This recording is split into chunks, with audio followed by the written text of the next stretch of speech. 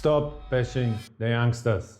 I was wrong, and I have to admit it. Why didn't you help these young people to overcome their obstacles? A young person I consider from the beginning puberty until the age of 20-25, when life afterwards hits hard and you have to start your own, not depending on mama. Mama is not coming anymore. So this is the time frame I'm talking about. And it seems that there is a phenomenon in the internet where this generation is doomed. Everybody tells them they are doomed. They had the pandemic, they have psychological problems because of that. They are always watching their mobile phones addiction. They see no future. They are bombed with climate crisis, they are bombed with wars, and the thing the older people say is they themselves consider having no future. Stop doing that. First of all, it's wrong, and second, it's not very specific.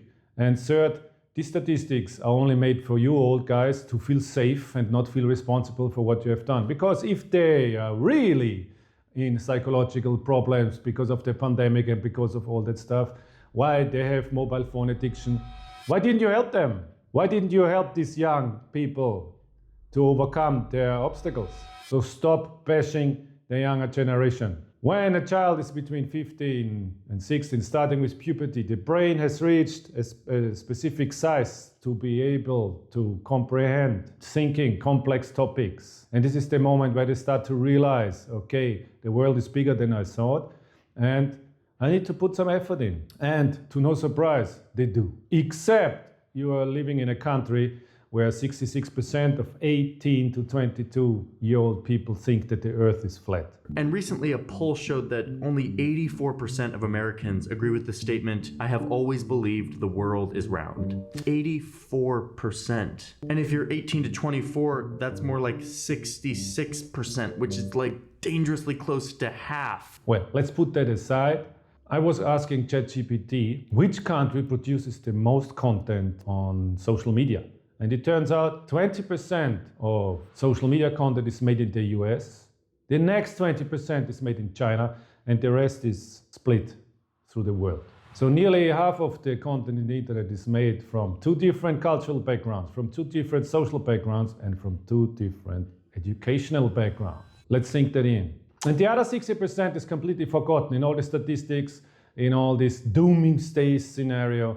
And therefore, this video is for you, youngsters. When we take the cultural background, so what is the cultural background of the US? What is the cultural background of China? China has 4,500 years history. America has 250 years of history. So, and what is about Europe? We have about 3,500 years of history. And we do not show up in this social media content as much as we should do. At least European Union has 480 million citizens. 480 million citizens, which is roughly 100 million more than the US. So think about that, youngsters, when you watch some content. But AI is here. AI is here to stay. AI will not go away. We old people are afraid. You know why we are afraid? We think that all the knowledge we gain through our life, everything we learned in reading books and all that is gone, was for nothing, because we are not special anymore. Because somebody who knew more always was special. We had to look up, he's so clever. All that is gone, because in AI, everybody can be that clever. We don't know now, as me, I'm 54 years old, if this is good or this is bad. But why should this concern you? This is not your problem, this is my problem. In European society, usually you go to school from the age of 6 to the age of 18, and you go through different stages of education depending on the size of your brain and the complexity you can handle. And now after AI has arrived, it's a fully legit question to ask, why shall I learn it when all the knowledge I can ask AI? This is what the older generation doesn't get. I also did not get it because I was always angry in kids' class when the kids said, ask Google, ask Google. I said, no, use your brains, start to think, find it out. Well, I was wrong, and I have to admit it. My way of thinking was wrong because of one thing. What is really important? And the youngsters already understood it. They understood that all the knowledge today is free. It's not only cheap, it's free. So the whole human history of knowledge, for the last thousands of years, we have access in a blink of an eye. They are very rational about it. Why should I learn when Napoleon had diarrhea? Well, let me tell you, a lot of things have changed, but one thing has not changed. And for this you have to make the distinction between knowledge and between ability. I also went through the schooling system. I'm still alive. I'm still having a happy life. I'm still doing something I want to do. And I enjoy it. So it couldn't be that bad, right? When you go to school and you have all these different subjects you are learning, you learn a specific way of thinking through all these different subjects. This gives your brain the opportunity to start to process complex information. And this is why you go to school. You go to school to be able to process complex information, and out of that to get a skill. And this skill is learning. That's it. You go to school for being able to learn quick, to learn fast, and with reason. So therefore you have all these different topics. But let me tell you a story about a young Chinese priest. Young Chinese boy in your age goes to the father and says, I want to learn Kung Fu. Father says, yes. So the youngster takes his package and he goes to the Shaolin mountain to want to train Shaolin Kung Fu. In the village they were all happy because he was the first of a kind. He was the first who went out of the village to learn something which nobody in the village knew, but everybody had heard about. So he comes to this Shaolin temple, knocks on, says, I want to learn Kung Fu. And the priest says, okay, let's go. So he comes in, shaves his head and starts to train Kung Fu, which turns out he has a big bucket of water in front of him and he has to slap with the bare hands the surface of the water. Well, he thought, good, it's a beginning. Problem is, he had to do it for 3 years. Every day, 8 hours, slapping the water. So after 3 years, he is allowed to visit his village. So he comes back to the village in his robe, with no hair, and they were all astonished. Wow, you are a real Shaolin monk. You must have learned a lot. He was ashamed because he had just slapped water, so he stayed silent. They make a big feast in the middle of the village with a big table, all food on it. They sit around and they celebrate him because he was the one who was leaving the village and came back as a completely new man. And they ask him, so tell us, what did you learn? What did you learn? And he stays silent. And another one, you learned the secret technique. You cannot show us. I understand. And then the next one, but we want to see something. Come on, show us something. And so the young monk becomes angry, stands up, hits the table and says, I have learned nothing. It was all for nothing.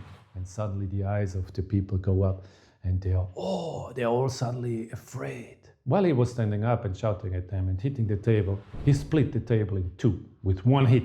Then he realized, this is what I have learned. The lesson of this story is, you cannot estimate, you cannot project what you learn, which skill you learn. The important thing is that you learn a skill. You cannot know the future. You are not looking into the future. If you can do that, then please tell me the lottery numbers for the next week. You cannot do that. So stay with learning skills. You might need them and you have no clue for what. So this is a kind of investment in the future. You invest in the future to get a skill set which will help you later. And the first skill you learn is learning. And when learning becomes a skill, then it's time to move on to build skills. It's a proven fact that every time you learn something new, a new pathway, a new synapse is built in your brain. So your brain starts to grow. And this skill to learn gives you so much more power over learning new skills. You know, of course, ChatGPT, AI, all that stuff has knowledge. But don't you remember that you want to hammer a nail into the wall? Your knowledge is you take the nail, you take the hammer, there is the hole, you hit it, bang, and you hit your finger. Did your knowledge include hitting your finger? Or you have a picture in your mind.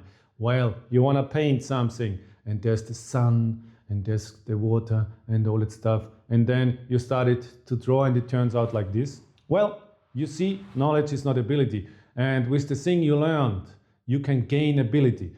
But there's a deeper meaning in that. When you do something, when you go out, when you read a book or type in your mobile phone, when you type in your computer, let me ask you, what is doing that? It's your body. Everything you do with your body. And your body only can use skill. Your body cannot use knowledge. So you must build a bridge between knowledge and ability. And this bridge is skill. So, when AI is here and the knowledge of the human race is accumulated in one computer whom you can ask about everything mankind ever knew, how does it help you? It does not. You must build skills. And skill is the future. Skill is gold. Skill is the thing you need. So, let me ask you one question. Well, don't you ask the question. How long does a newborn need to sit? Ask ChatGPT. Then ask ChatGPT, how long does a newborn need to be able to stand? You will be astonished. After that, ask, how long does a newborn need to be able to walk? Wow, that's interesting. And at least ask ChatGPT, how long does a newborn need to be able to speak? Coming back to our monk from the village. All you learned in growing up as a baby, you now take granted. Look up at ChatGPT how long it took for you to be able to do that. So do not fall in this US-China trap that you can learn everything in 24 hours. Everything you learned with your body through your life takes a special amount of time. But then you have a skill which you take so much for granted because you had to train it for that long time. And that is the future. The future is skills like that. Skill is gold. Work on your skills. This is for you, youngsters. Go for it. Build skills. The skills you will need. Skill is the word. Knowledge is not ability. The way from knowledge to ability is skill. And the understanding that everything takes time. And this makes you 1% out of the 99%. I believe in you.